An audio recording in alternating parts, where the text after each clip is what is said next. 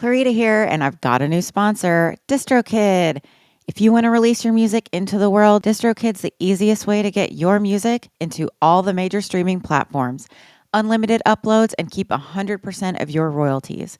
And because you're a Design Freaks listener, you get 30% off. Go to distrokid.com/VIP/designfreaks. DistroKid.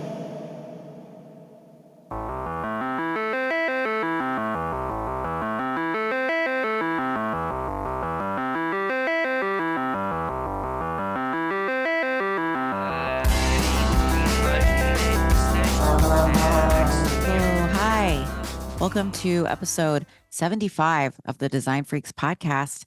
This is the show all about music, industry, art, and design, the stories behind album sleeves, the freaks who design them. My name's Clarita. I am the host. I'm a graphic designer here in Seattle, Washington. That's how we say it. Today, I get to interview, this is a record for the show. I interview 4 people. 3 people all at any one time, but 4 people total. You'll see 4 members of a 90s Seattle band called Stymie. They're all involved in the intersection of design and music. And they've just released some of their recordings from back then, newly remastered and beautifully repackaged and designed by Jeff Kleinsmith, one of the Stymie members, who is VP of Creative at Sub Pop Records. He was on the show a couple years ago on episode 46. If you want to learn more about Jeff's work in particular, his time at the Rocket magazine, all of that stuff, check out that audio episode. It was recorded before I was doing videos. So in this episode, I talked to Adem Tepedelen, who played guitar in the band, but who also authored the book Mud Ride, A Messy Trip Through the Grunge Explosion. I talked to my friend James Halada, and for a minute toward the end of the episode, Shane Bastian, who was the singer of Stymie, steps in and joins the party. I keep saying Foil and Folly, and it's not. It's called Toil and Folly, and I know it's not going to show up probably.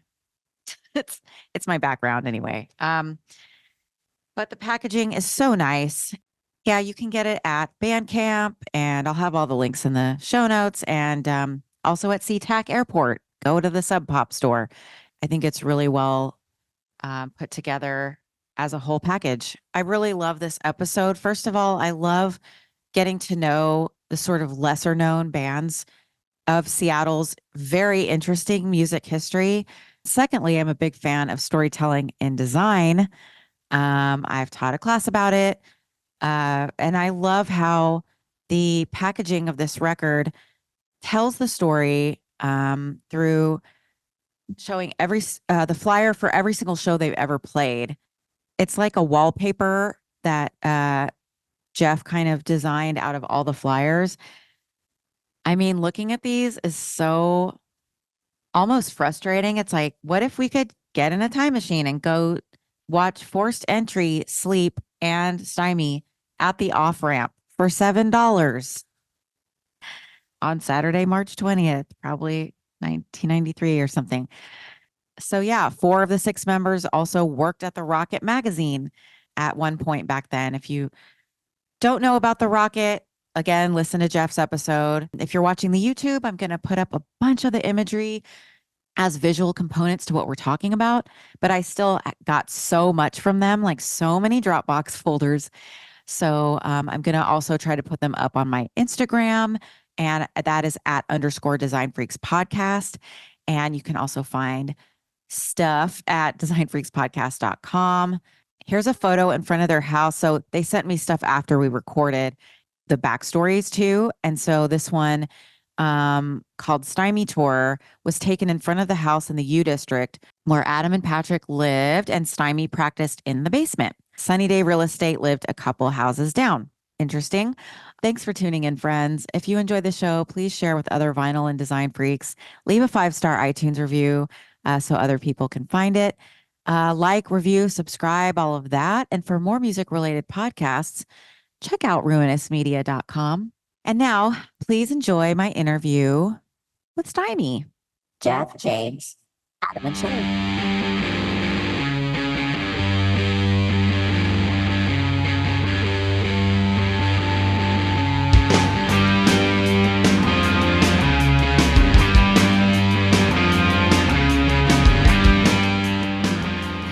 everybody. Hello. Hey. Hello. Hi. This is half of Stymie, am I correct? Yeah, that's Yes. All right. Thank you so much for joining me. This is so fun. Yeah, we're really excited. Maybe we should do should we do a work meeting and just go around? Adam, let's start with you. Oh, okay. Yeah. I'm Adem Tepedelen, and I played guitar in Stymie. Played. I am a full-time freelance writer. Author and journalist as well. Yes. I've written some books, and I've written lots of magazine articles. I mostly write about music these days. James Halada. Played drums in Stymie. And if we ever reunite, I'll play drums again.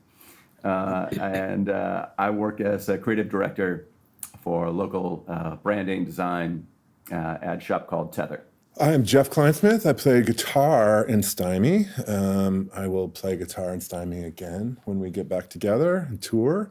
I am VP of Creative at Sub Pop Records. It's a small record label here in Seattle. Might have heard of it. Maybe. So the other members not present are Patrick Barber, correct bass and vocals, Shane, whose shop you're sitting in. If the viewers of the YouTube video will see that Jeff and James are in the same place, and that is Shane's shop called Sparkle Barn, correct? Sparkle Barn, yeah. Yep. The official Stymie clubhouse. And Shane is actually here lurking in the background if we need to bring him in at any point. It's gorgeous. Thank you. Brian Taylor, and then, so those are the other three members. Okay. Am I missing anybody? Nope. That's it. Yep, lean sextet. That's enough. Jeff did some vocals as well. He didn't mention that, but he did some vocals as well. Some key vocal parts over the years, so give him credit for that as well. And Patrick did some pretty nice backing vocals. Yeah, of course. Yes, he did a lot of vocals as well. Yep. Backing vocals. And you all just had the record release party. Congratulations. When was your album originally recorded? Back when we first started, we somehow got on this unintentional schedule of recording about every 6 months. So the first session we recorded was in May of 1992, and basically till we broke up, we kind of went in and did a demo about every 6 months. And so I think we ended up doing 4 or 5 different demos, starting in 92. And the last one was after we broke up in 95, which wasn't really a demo. We were intending to record last couple of songs we really liked that we were going to put out on a single. So the other 4 sessions were sort of like, the first one was to introduce ourselves to people and get gigs. And then after that, I think, we were wanting to put it out and or have somebody else put it out. And one of those demos was actually paid for by Thirsty Ear Records in New York City, who were considering signing us. And they put up like $1,000 or whatever for the demo. And then they heard it and said, no, thank you. But they very kindly gave the rights back to us. So we just kind of amassed all these songs that, we thought at some point we would just put out on an album. We put, a few of them out on singles here and there, but we figured at some point we'd put out an album, but then we broke up. And so that's why we ended up with all this material that we had intended to release, but never did. So Toil and Folly didn't exist before this, correct? Or Not as such. Not as such, no. It was just songs that were sitting around that we'd never done anything with that we had wanted to do something with. We did have a that's catalog so awesome. number all ready to go for it, though, back in the 95 or so. Okay, Yeah. got it. Well, that's exciting. What was the impetus? Was it COVID or what brought it all A together? little bit. I mean, I tell Pretty this story. much. For me, I moved out to the forest right as COVID started, basically. And I remember, I would sit there and work, all day long for Sub Pop, and I would look over at my little cabinet, and somehow when, through the course of moving, everything kind of got like re-upped and out of boxes. And on the shelf was all of the New Rage master tapes, including one shelf full of Stymie stuff. And I kept looking at it. And I remember posting something on Instagram about Phil Ek, making a joke how we jump-started Phil Ek's career, because after that he went on to do Modest Mouse, Built to Spill, like right after working with us. And so I like got that out. I took some pictures of it, put it back, and then I was like, why aren't we doing this? Like it's all right here. There's nothing stopping us. And I think that's just sort of, for me, that was the impetus to sort of get things rolling. But I think we've always wanted to do this. We talk about it all the time. I'm not sure what we're going to have to talk about in the future, actually, after this is all over. Your Joking. upcoming tour? Probably, why did we do that? No, I'm just kidding. No way. Or what now? Yeah. Do we have anything more? Well, actually, you know what? We didn't put everything out. So that we could do like what Mudhoney does is they put out an album, but they record 25 songs. They put out an album with 14. And then like conveniently a year or however long later, they've got a mini LP with all the stuff that they didn't put on the first album. So, we can we probably have an EP's worth of material we could put on the next one. Well, and I'm sure from the Stymie army that there's some bootleg tapes out there, that we can put together a pretty nifty live album. There's already some clamoring for it, like even. Well, plus Jeff has these demos of songs that I think he and I were working on post breakup. I don't know, but I mean, obviously, I'm joking. We would never actually.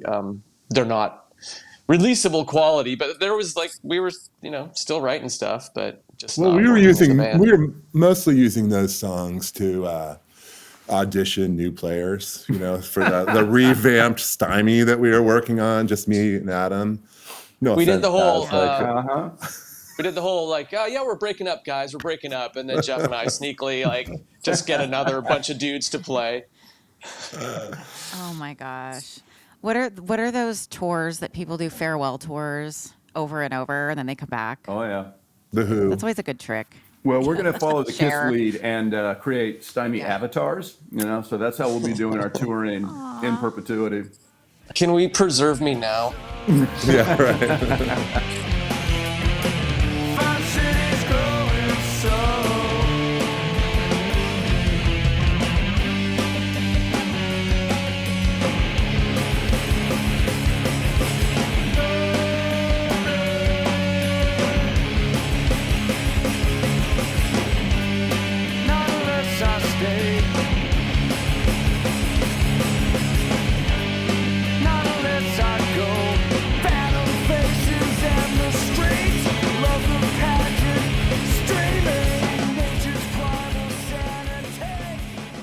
Did you have a favorite Yeah, it sounds song? amazing. I like Arbor Day. I don't know if that's because it's the one I've heard the most. I think that's the one I used for Jeff's previous. Jeff was on episode 46 of this podcast as well in 2022, which seems so long ago now. I probably need new MP3s because the ones that I have, Jeff, are dated 2006. We've No, had we it. remastered it. Yeah. A guy named Adam Gonsalves in Telegraph in Portland remastered all of it. It sounds great too, by the way. Yeah.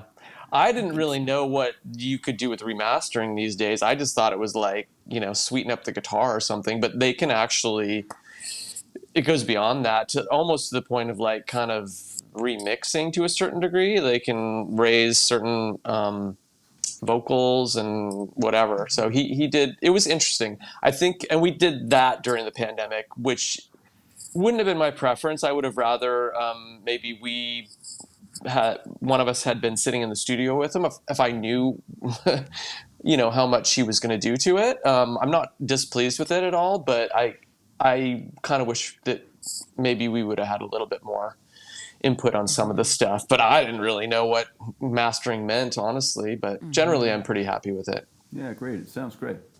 I think so. And is there any, just on the New Rage subject, who else were you involved with? What else did you work on with New Rage?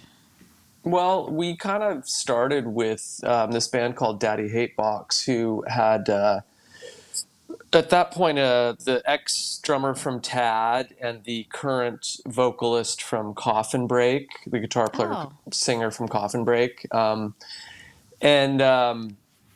they had put out a 7-inch on CZ Records that we really liked, and so we approached them, and I think they had done some recordings with Jack and Dino. They basically had, I think, something ready to go, or we're going to record anyway. We didn't have to foot the bill for the recording, and they had 6 songs, and so we put that out. And then from there, it kind of alternated between some of our own bands, like Fire Clown, which is what the 3 of us were in at the time, Right. and then bands from that we knew or liked. We put out Unearthed, who were a Seattle band. We put out a compilation of some Seattle bands we liked with Unearthed, Bone Cellar, Sleep Capsule, and ourselves. Put out a 7-inch by Alcohol Funny Car. We worked with Sweetwater, which was kind of weird. That was weird. They approached us because they had, like, Virgin Records had paid for them to record a demo, and then Virgin decided they didn't want to do anything. Kind of the same deal with the label that Stymie worked with, in the sense that Virgin said, "Here's the demo. We don't want to do anything with it." And it was like it was like an album quality demo, really. And they had 8 or 9 songs, and so they came to us, which is very weird. Like, why us? We were a little tiny label, and they had very big aspirations. And we said, well, sure, we'll work with you, but we don't have any money, we can't pay for anything, really at that point. And so we kind of worked a deal where they put up the money and they then would just get really high, quote unquote royalties. We paid them back very generously. And during the whole, we only pressed 1,000 CDs. And then when that was gone, they were signing to Atlantic Records, and so we just kind of let it go out of print. And then they decided unilaterally, like about 10 years ago, to bring it back in print without even talking to us about it. They just put it up on the digital streaming services. Anyway, but yeah, we put out a handful of different cool Seattle bands that we liked. So that Daddy Hate Box LP cover was the very first LP cover that I ever did. I remember working on that while I was in college. Yeah, like I typeset it all and secretly in class, and I tried to get credit for it, and they wouldn't let me have that. But no way. But yeah, it was. I remember looking at like a couple of Fluid records at the time, and like kind of doing this, and then I synthesized the Fluid design to sort of be the back. It didn't look like that at all, but that's kind of where that came from. But is it not the cover with the half split negative? Yeah. Oh, it's cool. And that type is all like press on type, and I put it on a thing, and did not know what I was doing at the time, but it came out.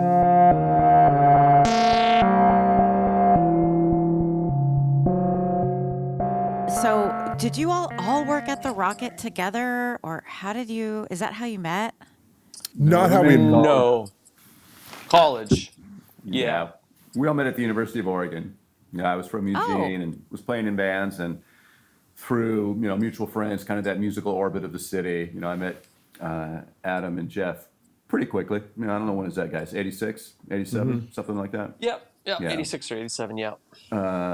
At one point, Adam and Jeff were already playing in a band together, and I think their band played with the band I was in. And so we just kept getting to know each other better, and before too long, Adam and I started playing in a band. Jeff did cover for that band, and at this point we just played together ever since.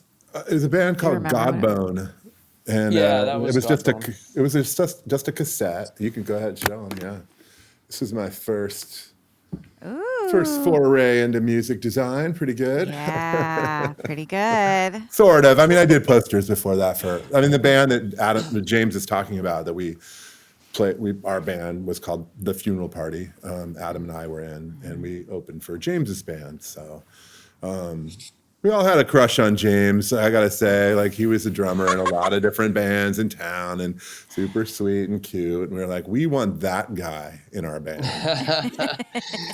It's hard to find a good drummer. That's why they're in a million bands, right, James? You sweet talkers. That's exactly why. Yep. Good drummers. Yeah. Yeah. I love that name, Funeral Party. Did we talk about this in your episode? I think we did. Maybe. That's such a good name. It's a funeral. It's a Cure song. We were so into the Cure. So, Yeah. totally, yeah. And like, it was very as goth leaning as we could possibly make it with the combination of people we had. But yeah, it was we were fully like the Cure, the Cult, all that kind of stuff. Bauhaus, Joy Division. I met Adam in a history of rock and roll class, actually. That's where, and then there was the last day of class was held at my house. We all brought a record. It's our favorite record at the time. We played it, and remember Adam and I were like looking through my records, and then he moved in. That next semester, he moved in with us, and we had a drum set already set up, and that's when Funeral Party started. That's awesome. Wait, was Eddie And the then- drummer for Funeral Party? Ed Matthews. Yeah. Yep. That's right. How did you all end up in Seattle, by the way? Well, look, for me, Yeah, oh God, I was going to say, for me, it really was the Seattle music, like in large part. I mean, I wanted to move. I knew I wanted to move out of Eugene. I grew up in Corvallis, which is a small town, and then Eugene's a slightly larger town. But I don't know. I just wanted to get out in the big city, and I didn't want to do Portland, and then Seattle music. I mean, Sub Pop was huge. Like Adam and I got pretty into it pretty early on. I would go to House of Records and buy basically any 7-inch or anything that had a Sub Pop logo on it, things that I didn't even know what they were. That kind of happened at the same time that I was switching over into graphic design at the University of Oregon. So almost every one of my projects was music related. So I was doing like, I was the arts guy, the arts magazine art director. And then every project was either a record or a cassette or some version of some music, some terrible music package. But I wanted, I would go to House of Records, pick up all the Sub Pop stuff, but my true love was the Rocket. Like I would pick up the Rocket and I would just, it was a monthly at the time, and I would just try to make that thing last the entire month. And I would read almost every word of it, and I would see like, I started to make this connection between like Lisa Orth was working out the Rocket, but then also laying out the Nirvana record. And then, Art Chantry was working at the Rocket, but working on Sub Pop records. And so I wanted to move up to Seattle to work at the Rocket. I mean, that was my big dream. So that's what got me. Yeah. James and I finished university a little sooner. James sooner than me, but he and I moved to Colorado briefly at my. I want to do that because I'd grown up in Colorado, and for some reason I had this inkling that I wanted to move back there because my brother lived there. So I asked him if he wanted to go along with me because we were both really into fly fishing, and it's great fly fishing in Colorado. So James is, game. And so we went there, and it's funny because I think within a week of us arriving there in maybe October of 1989, Nirvana played at this coffee house, like 2 blocks away from where my brother lived, called Penny Lane. And so we knew of Nirvana. I don't know. I think Bleach must have been out by then. We're like stoked. I'd never actually seen them up before, so we went and saw that, and that was pretty amazing. And incredibly enough, 6 months later, we saw them again in Denver. And at that point, I'm pretty sure they were already playing stuff that would end up on. It was rough versions of stuff that would end up on Nevermind. But I know that the time between that first time we saw them at Penny Lane and then the time we saw them in Denver, they got like way better. Do you remember that, James? Is that your impression as well? Yeah, vividly. I mean, as you said, Penny Lane, when I tell people this story, I tell them there were probably like a dozen people there, maybe 20 people, I mean, it was really very much a coffee house. And I can't remember the name of the club where we saw them in Denver, but, it was a legit club, and there was a good crowd. And as T was saying, I think you're right about some of the songs that ended up on Nevermind maybe being performed at that time. Chad Channing was still the drummer, though, right? Yes. But they had demoed some of that stuff with him.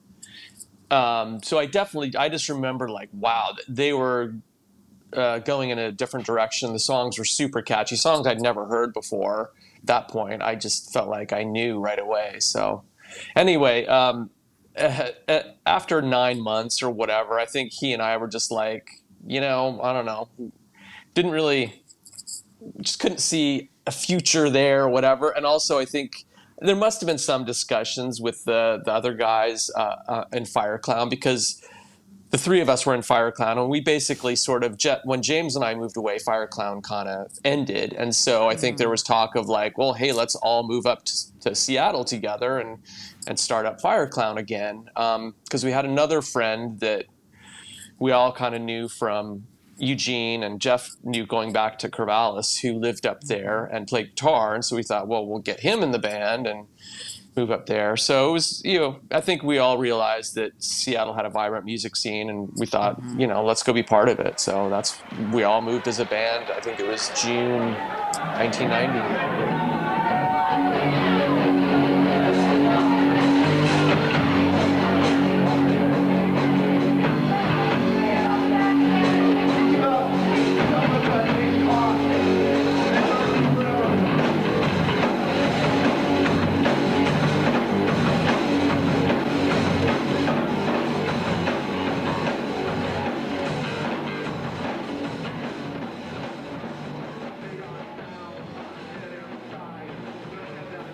I would say the band chemistry maybe wasn't always the best. Our bass player got on my nerves in a big way.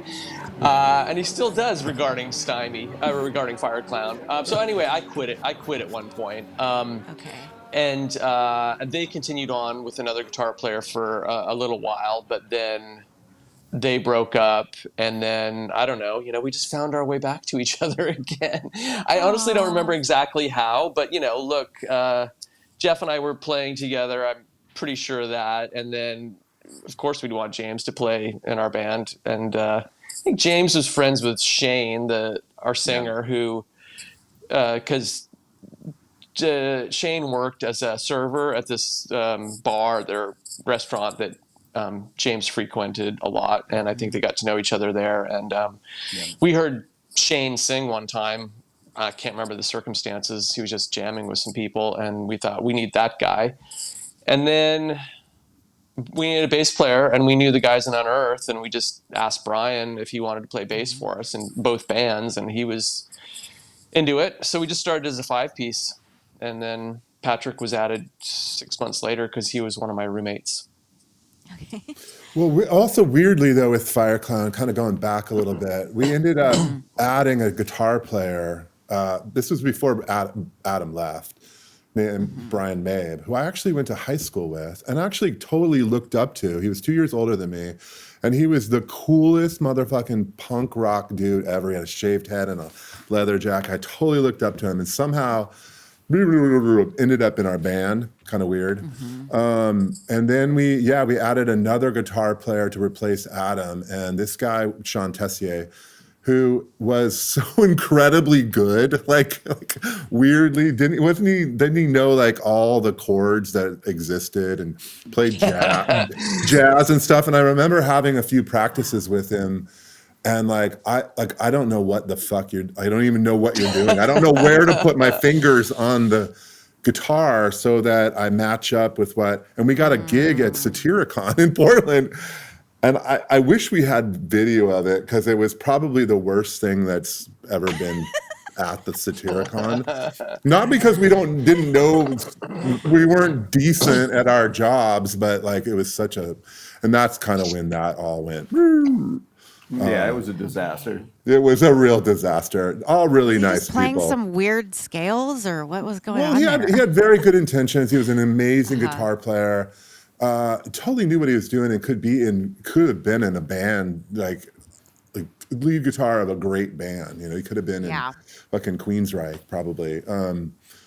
I just think I know like 5 chords, and I don't even know where they are on the, But you were So- singing in Fire Clown, so all you Oh, had to true. worry about That's- was singing. That's It true. was I feel like Brian I that was the other- yeah, that's true. I was trying to teach him some stuff on guitar. That's right.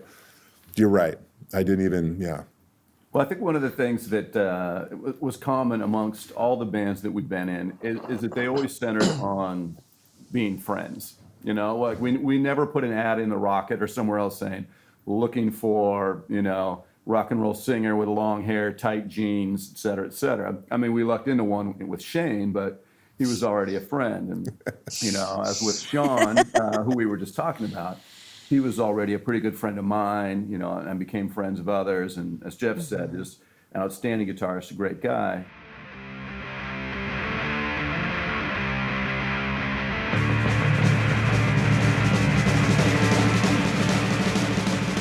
Can we talk about what's behind you guys? So we mentioned or briefly earlier that you're in Shane's store in Ballard, Seattle, Washington, called Sparkle Barn. It's a beautiful store. You just had your record release party there last Friday. It was really fun.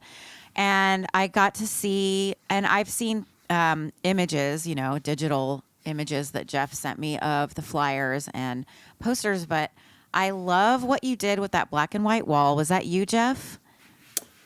That is that is us figuring out what we wanted to put on the dust sleeve of our that is the packaging. of our record, which is right here.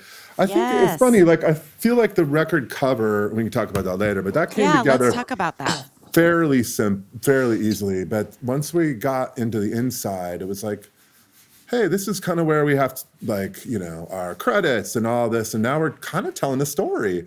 James had the brilliant idea of like, hey, doesn't this all kind of just tell the story? Like this is our capsule of 3 to 4 years worth of shows that kind of just sum up the 90s, the clubs, the bands that we played with. Need you say more? It was kind of that. So for that, I actually just sent the image to Shane and I said, blow it up 48 inches by 48 inches and we'll put it on a wall behind us. So that's what that is. But it's basically every single, there might be one or two missing, but I think it's almost every show we've ever played. Yeah. Wow. Yeah, I think pretty Who close. kept that? Was that you, Jeff? Are you the archivist? Probably me and Adam are we all are the archivists, but I think I collect it just because I do graphic design. So I keep that stuff. And I'm these also- were I also- originally, sorry, go ahead. Well, no, I'm just going to say that I also have a really hard time getting rid of anything. I'm probably just incredibly sentimental. So I literally have almost everything that I've ever made for New Rage, for Fire Clown, for Stymie, and and I've been made fun of for keeping all that stuff, but thank God I did, because now 30 years later, It's and so when we put great out that that Fire Clown record that we've been waiting to do, no kidding. I know, I was going to ask. But that was James's idea. Just this tells the whole story, and it was great. So it's really I gotten love gotten a the lot black of and mileage out white. of that. I love it. Yeah. It's so Yeah. graphic and so pleasing to the eye. And Jeff, can you open the record for the viewers to see and show course. how the packaging has the same print on it?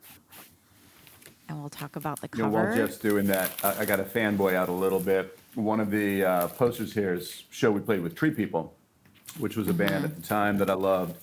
And honestly, I probably only love even more now. I still listen to the band, absolutely love them. And Oh, wow. one of the That's guys in awesome. the band shared with me here in the last few days that we had posted this image to Instagram, maybe the Stymie account, and Tree People account reshared it. So that was a sweet fanboy moment to see this band that I just absolutely love repost that image. You'll love it. Wow, that's amazing. It was reposted as some guy from Stymie posted this, No way. which I love too. I think in some ways we all really inadvertently tried to channel some Tree People at times through our sound. So Sometimes advertently. inadvertently, yeah. Let's be honest. We all listen to tons of Tree People. I am not nearly as good of a guitar player as that. But anyway, here's the cover. Yeah. And then, I love the colors and the That's, typesetting. That's Bitch Magnet Umber. Is the Yeah. color I call that. This is a nice nod to the fact that there's a Bitch Magnet song on there from Umber. Right. And huge, kind of I don't know, they didn't really influence the sound of Stymie, I wouldn't say, but big fans of the band for sure. Yeah, I think a lot of us are big fans of that band. The aesthetic and the approach, I would say, they were kind of like this weird heavy band that wasn't like a heavy metal band, but they were heavy in their own way and just kind of but were weird. I always thought of them as sort of like this cross between, I don't know, like Big Black somehow and like Flint. Yeah, there was just they were just unique. Yeah. Anyway, sorry, Jeff. No, it's okay. Their album Umber is just an uncoated record that's all this color, Umber. I see. So that's It's like kind of why just we one bit of type on it. Yeah, very cool. Very like it's you weren't sure what you were getting when you got that album cover, and then it was this heavy, weird, like as James described, which what I always wanted from Stymie, and so like I think going back to like when we had to make an album cover for this record, this guy, I wanted to sort of channel that feeling from then, putting something just like not random, but like, hey, this is just weird enough to work kind of thing, and that was sort of like the art direction back then. It was also very homoerotic. If you really look at, I put up all this whole thing, it's like, it's very homoerotic inadvertently. So like I wanted to put myself back in this place of like what would Stymie do now? Not like, I didn't want it to be a retro piece and try to like put ourselves back in that space, but like, what would we do now if we were putting out a record? So that's kind of where that comes from. So that's the back. Well, but it looks like also iconic Jeff Kleinsmith as well. Yeah. I don't know about that, but I would love it if it did, because I'm yes. It looks like your posters more, maybe. Yeah. Very much influenced by the same thing. And this was one of those projects where I didn't have the fucking bands telling me what to do. So that's a little joke about anyway. Anyway, so this is the inside of that record. That's all those posters just blown up just like that. And then all the credits. These were designed by you and Art Chantry, correct? Okay. Definitely one, maybe two. I think he might have done this one. He might have done two. He did the Silkworm Engine Kid one where there's like the scary or whatever. I don't know what it said there, but amazing or something. I don't know. Yeah, it's this one right here. This guy. And then he also did this one down here. This cutoff one. It's also Silkworm, Stymie, and Engine Kid. Silkworm, Stymie, Engine Kid, we probably could have gone on tour together. We played a number of times together. Art Chantry did do a couple of things for us. He also did the Unearthed CD for us because we worked with him at the Rocket back then. Yeah. And that's what he did. So we asked him kindly to do a couple things for us. So I bet he saw us play when we opened for the Mono Men at the Rocket Party. That's probably that's probably it. Yeah, that's the crossover there.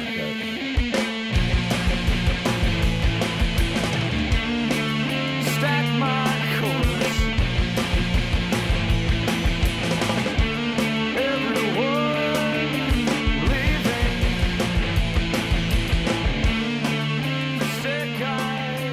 A lot of the Seattle scene that existed in, let's say, 87, 88, 89, a lot of those dudes are still around. They're either in bands or going to shows. You go to a Mudhoney show now and you see half of them.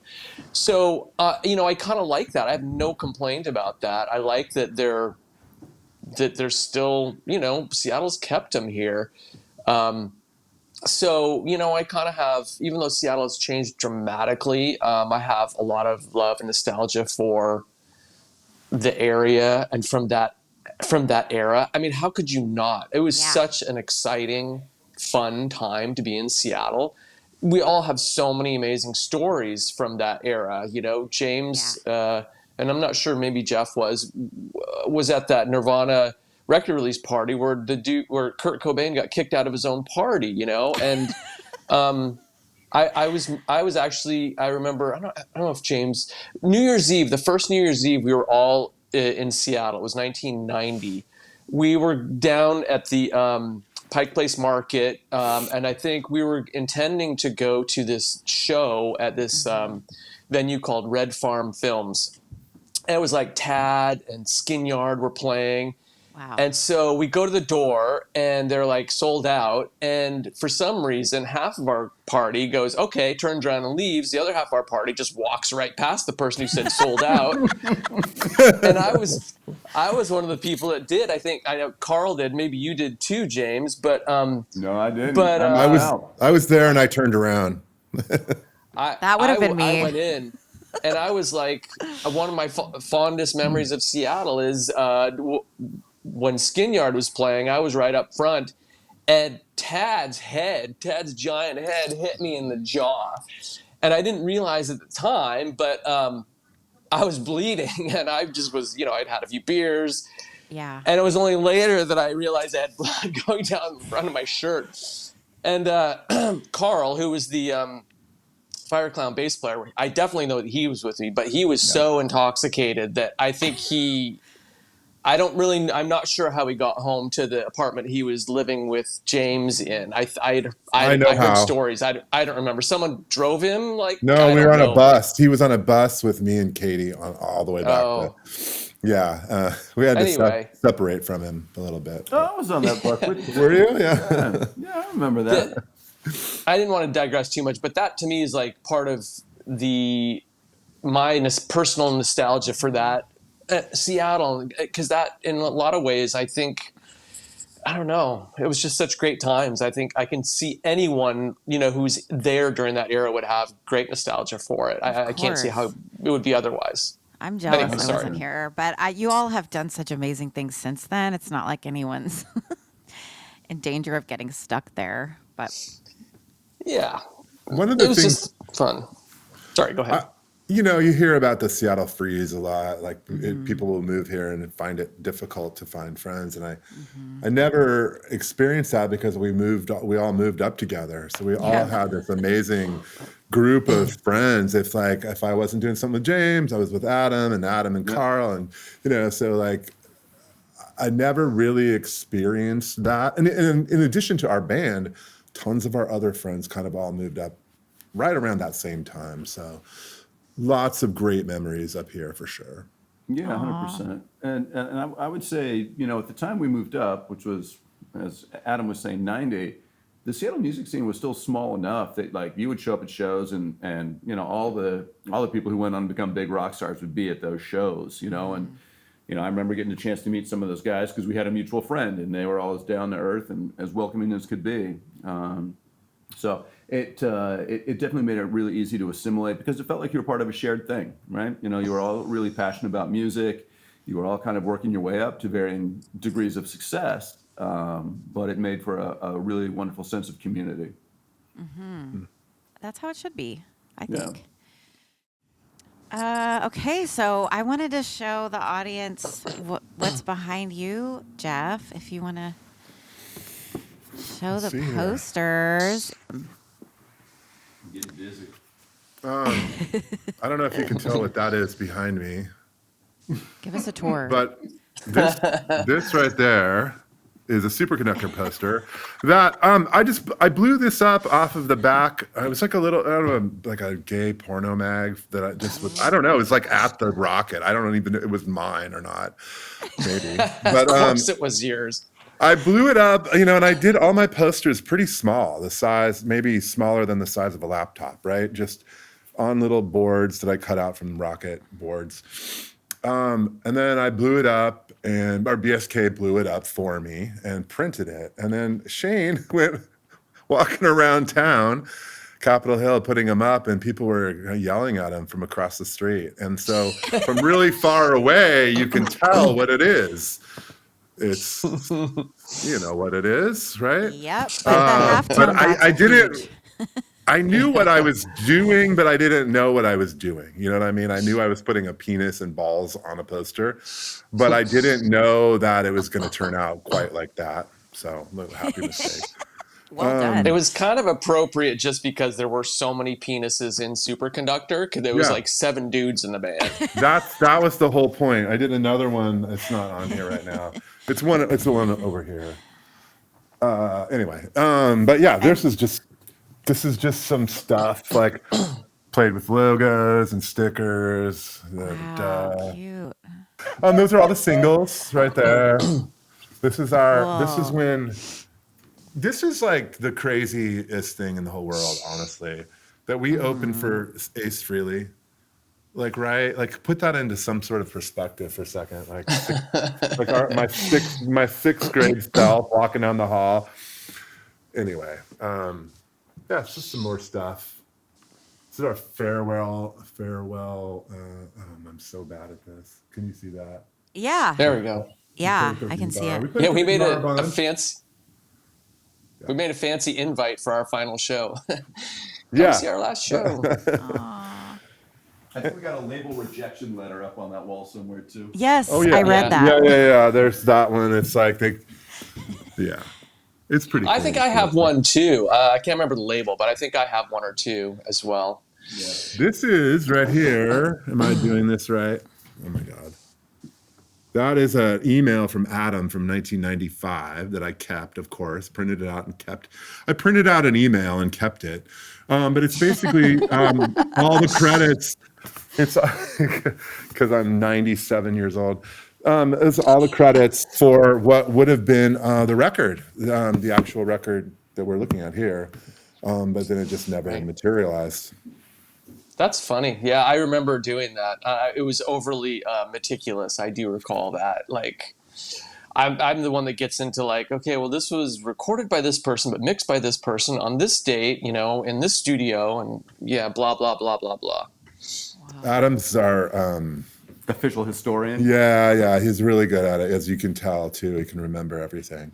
I can't Great remember all of memories it. Yeah. amongst all of you, I think. I can't remember. I'm learning a lot Shit. about Stymie right now, aren't you? Yeah, I'm finding out about a lot of cool shows. Wow, we did. We recorded 5 times. Wow. Also, I was the person who had to stay till 2 a.m. in the morning at the end of the gig to collect the money after those guys had all gone wherever they were going to go. I was always the one who did that, got the big wad of cash at the end, and they trusted me to put it in the bank account, which I did, and we basically were very self-sustaining during our years. We never had to take any, there was no out-of-pocket money for any of our recording sessions. It was all paid for by gigs, which is nice, and we were good about, instead of just, pissing the money away on beer and, food or whatever, we would just reinvest it in the band. And that all paid for all those gigs. This is here, you get full circle. All those gigs on that poster paid for the record, the recordings, basically, back in the day. So responsible. Adam would stay after for the cash after the bash. yeah. That's right. Cash after the bash. So your high school, your title was true. Yes. That's most dependable. most Exactly. dependable. Oh yeah, there's no question. Adam was certainly the most responsible, and I think so dedicated to it. Had certain other people been left to collect the money, it would have all ended up, hash after the bash at the off ramp. Oh my God. They would not have ended up resulting in any recordings. Or we would have just said, fuck it, I want to go home. They can keep the money. What is it? $40? I've heard of that happening. No, we got on some, I think, because, it was helped by the fact that Jeff did graphic design for some of these venues. And so we would get put on these bills that were, let's say maybe not, we weren't ideally matched with, but they would be like these metal bands that drew tons of people. And so they'd sell the place out, and we'd be on for like half an hour, and our cut would be like 10%, but it'd be like $350 at the end of the night, And so, fine, I don't think anyone there really liked us that much, as far as like, we didn't get a big crowd reaction. We were going on first, but we ended up getting a good chunk of change for us, at the end of the evening. So Yeah, we got some good paying gigs as far as That's that went. really So, good for back then. Jeez. Yeah. I was shocked sometimes. I mean, it was weird, some of the gigs that, we opened for Forced Entry twice. Yeah, know, that's yes. that's what I'm talking about. Those Yeah, are good yeah. paying gigs. Yeah. Your Well, we memories. also knew some of the promoters as well. Like Robin, I think Robin put us on a lot of gigs, didn't she? And maybe Steve I did. Moriarty put us on some gigs. I worked for Robin almost exclusively there. Lobotomy Talent Group. She put Right. on Okay. tons of shows. Her big main venue was OK Hotel, so I did a lot of stuff for OK Hotel. She was also really good friends with Gitz, and I did all the Gitz stuff, and so that kind of just leaked out. And Adam and I and James, like we kind of befriended Daniel House in the very beginning too. So some of those bands, and just kind of worked out that way. I don't know. Yeah. Just- We were so likable. People just wanted to give us I mean, gigs. look at us. Look how cute and likable Of we are. Are you course. kidding Oh me? my gosh. People No just question. wanted us on their bill. Yeah. Plus, with me in the band, they knew we would show up on time, Yes. and we would have our shit together. Speaking True of, story. speaking of like the complete opposite, I was in the car. We played Bumbershoot once to like 500 people. I swear it was 500 people. Signed autographs, the whole deal. Whoa. We loaded up all the vehicles. We were in traffic on a Saturday afternoon to load in at Bumbershoot, and I go, fuck, I don't have my guitar. I literally left my guitar at the Total Jeff. So so Adam brought multiple guitars and was on time and had his guitars. So I had this tiny strap and his second guitar that I couldn't keep in tune. That explains That's it. why I'm playing like Yeah. this. I look like, I'm this giant. Go ahead. Yeah, I was looking at that picture the other day, going, when did Jeff have that SG? And that's right. That's my Epiphone it up SG here. that you were playing. And the whole okay, for that's weeks. weird. For weeks before that Bumbershoot gig too, I was like, dude, this is my chance. This is when I blow up, and then I show up without my guitar. So Well, maybe you're more of a visual artist after all. definitely. I'm gonna have to exit stage Okay. left here. Is there a way I can do we're that already without, we're already at an hour, so I was gonna try to start wrapping it up here. So if you want to go first, Adam, can you want to tell people where they can buy your book?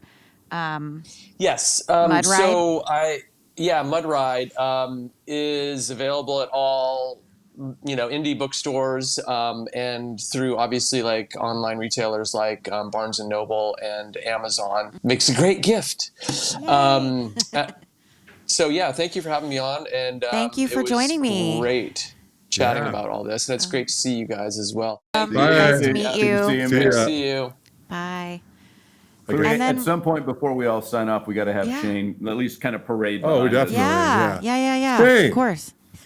I guess we're gonna stick around to pick up the cash after the bash. Hey, look who it is. Two of you. Okay, there's we good? Shane. Hi. Shane. Can you hear me? That's our I can hear you great. super cute lead singer. Hi, Clarita. Hi. How are you? Can you hear me? Oh, you don't Good, have headphones. Thanks for coming by. Thank you for having There you me. What do you want to say? What do you want to say about Stymie? Yeah, it's a long story. Well, the memory is now, right? These are all friends of my brothers, right? We're really tight love it. sincerely, and nobody's dead, and Uh, nobody's, drug addled or anything like that. So yeah, Yeah. it's been a positive thing, 30 years in the making somehow. I love it, and I loved meeting everyone that was there on Friday. And I should have gotten a group photo. I don't know why I didn't. Oh, we got in big trouble for that. We did. Yeah. Adam, we had one thing to do and we did not do it. I think we were just present, accidentally present. So Well, at least take a selfie together now and send that to me with the three of you. should we? Yeah. All right. I don't know Where's if you want Did Adam to. take off? He had to run. Yeah. We'll get something for you. Yeah, no, these guys, we met, we were in our early 20s. You guys, I'm sure you've covered a lot of material. I've been in the green room taking a nap basically for the last hour. Good for you. But it was like when I met these guys, they all were, it was a fun thing to do with friends, right? And when we started playing music together, it's literally the kind of music I love. So hard, heavy, emotional, sort of a kind of a diverse, group of personalities and tastes, and it just kind of, you listen to music or watch movies that you haven't seen in a long time, and you go, oh, why did I like that? This is kind of the opposite of that, in my opinion. I think these guys kind of agree with like, oh, we kind of like that music still. It holds up. Maybe not 100%, but enough. I love the record. I think it's awesome. Thank you. Wow, thank you. Thank you. It's fun. Yeah. It's there were a lot of different influences going on. I mean, there were commonalities for sure with respect to bands that we loved, but there were also, we loved different bands to different degrees, and I think it all kind of came together into this amalgamation, which generally I think worked all right. It's always a unique expression, even if you are like, even if I hear the Polvo guitar or, a little bit, like it's still you guys. Yeah. Well, and sometimes, I think, the drummer might be pulling influences from one band and the guitarists are pulling influences from another band and Shane pulling influences from yet another band. So, but they all would generally, harmonize in a pretty reasonable way. Who were your favorite Shane back then? Back in the early '90s, the heyday of the grunge era and so forth. Well, I mean, I grew up out in the boonies, right? So I think unlike these guys, I didn't have access to record stores until I got to college. So I, went to UW. Okay. Had a super fun job up on Capitol Hill. That's kind of how it all started, meeting James and Jeff and so forth. It sort of spiraled from there. But the music I grew up with was hard rock, metal. Okay. It was continuous soft hits of the 70s in the back of the big blue station wagon also. And I think we all, America, whatever, Crosby, Stills and Nash, Hell yeah. all of that sort of melody, kind. But, on the opposite spectrum, like Ronnie James Dio I can't deny that. Yeah. Is that what made you want to start singing? Spirit animal, and then you got Peter Cetera era Chicago. So it's all over the place. It doesn't make any sense. Okay. But in the early '90s, I think we've kind of tapped into, I think accidentally, is the idea that there were 4 or 5 big bands that got scraped off the top there, right? Mm-hmm. Early '90s, but there was just such a deep waters of really great bands that we would see all the time, like every night. You'd get the Rocket.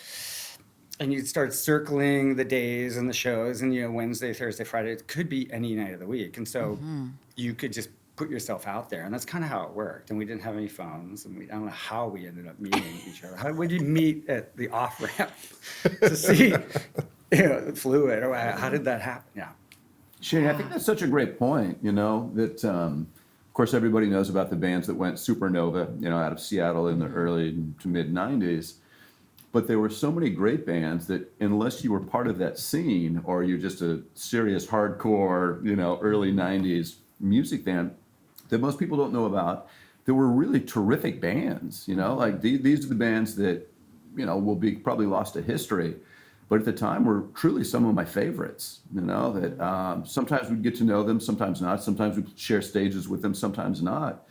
But there really were countless bands, excellent bands that just never, to my opinion at least, got their full due. You're talking about Sweaty Nipples, right? Just Sweaty These Nipples is band all I'm names talking about. are out of control. No, but on a serious note, something like Silkworm is a great example. Okay. Yeah. Yeah. I'm So, gonna say goodbye. Sorry, yeah, it's I so got nice a lot to of see you work. again. Thank you so much.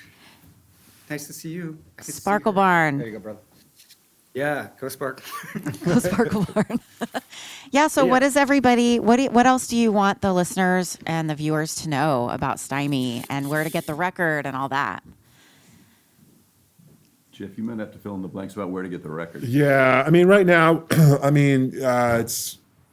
it's really just Bandcamp for the most part. There's some about to be delivered to some record stores around this being such a hobby of ours, like I haven't really gotten on that super well, getting it all into all the record stores. But we got shirts, we got records, and you can get them in Bandcamp _ And at the airport. Stymie. And at the airport. Oh, That's right. I should Sub Pop say, store. Yeah. Sub Pop. Like I just reached out and just thought maybe they'd want one or two for the store, and they bought a few, and they bought a few shirts too. So, big supporter, Sub Pop. Very cool. We still very supportive of up and coming bands like us. So. I love it. No, anything else that we need to get across? And now that these guys are gone, like it's just our show, dude. What do we want to say? Like, Yeah, I mean, this we is- We've were really pretty talked much some the shit. core of the band anyway. I mean, for the most part, we're kind of turning into like Godhead Silo, the Spinanes. There we go. What other 2-piece bands are there? Lightning bolt. Lightning Bolt. Yeah. Japan Big Droids. business. What? Big Japan. business. Yeah. I will say this with Stymie is I never had a bad time. I mean, like, I don't remember ever not having fun with these guys. Like, honestly, like I wouldn't have done it if I didn't just love them all so much. And I don't mean to be cheesy here, but I think it's rare. I think you hear about, I mean, even Adam brought it up, which was kind of new to me. Aw, sweetie.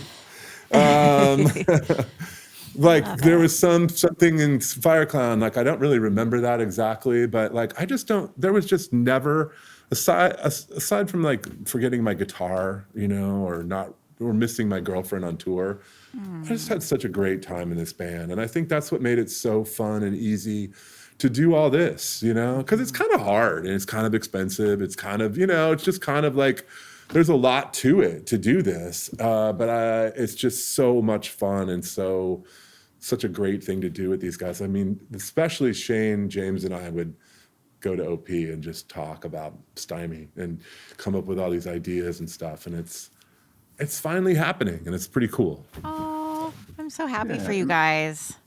Yeah, thanks, Gloria. I mean, it's really nice, I think, to have a document of that era. I mean, I don't think we have any expectations beyond that, but now there's something tangible that represents this time we spent together. And as Jeff said, we all love playing in a band, love playing shows, love music, but I always thought of us as a group of friends more than a band necessarily. I don't know that we had we made it, I think we would have been stoked, but that was never really the primary goal. Yeah. Like, I mean, in fact, if anything, we probably did countless things we shouldn't have done or didn't do countless things we should have done. Right. But it was just that we enjoy spending time together, So there was never any sort of band infighting or, sort of acrimony when people left the band. It was, just a group of buddies who, as Jeff said, really enjoyed spending time together. Well, thank you so much for talking to me. What a beautiful representation of your time together. It's such a gorgeous package. Stymie forever, right? Thank you, Claire. It's great to see you. It's been so much fun. Yeah. So fun. Super fun. Thank you Okay. for everything. Yeah. Talk to you guys soon. Okay. Okay. Bye-bye. Take care. Take care.